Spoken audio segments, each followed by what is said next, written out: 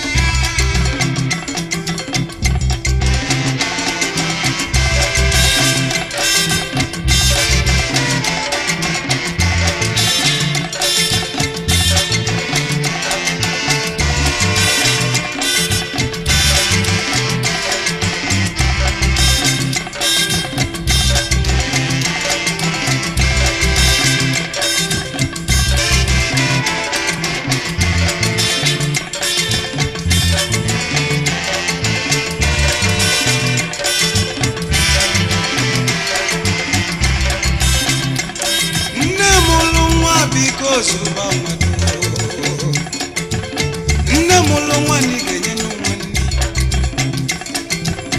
echi niile nọ n'aba gburu nwa nwanne echi ya si n'aba kụnye n'omi ndị ji izi ego na-achọ nwa chọọ onye mụla m eweluzie n'otunyezie n'omi mana nwa bụ ife ụwa na-achọ maka na nwa bụ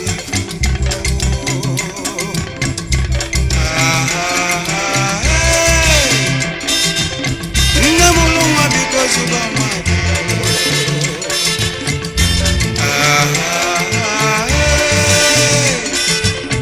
maka na nwa bụ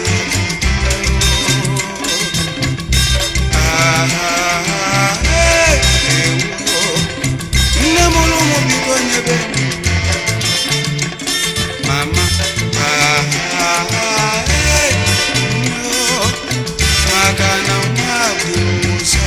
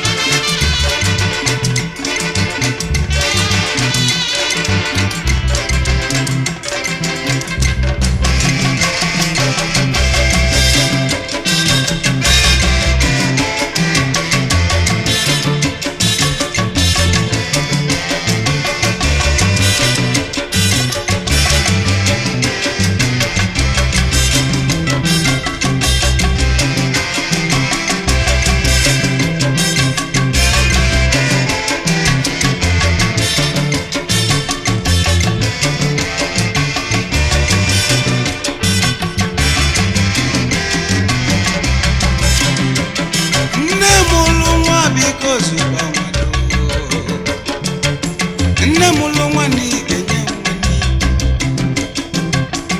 ugwu nwaanyị nọbụrụ nwa ugwu nwoke nọbụrụ nwa bụ n'onyinye ndị mụlụ amụ atụnye n'obi ndị ji ego na-achọ achọ onye mụzila m ewelu mana nkịtị nne mụrụ nwa biko zụba maka na nwa dị anyị ụzọ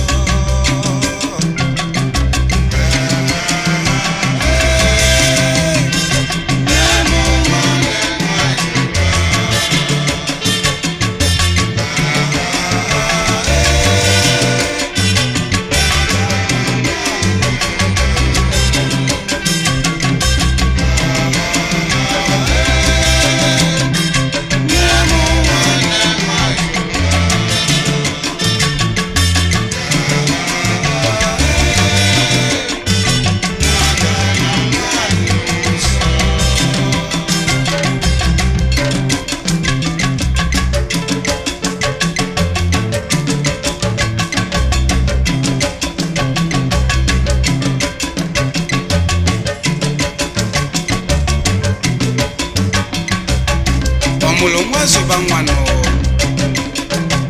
maka na amụta nwa pụta ọzụkwa nwa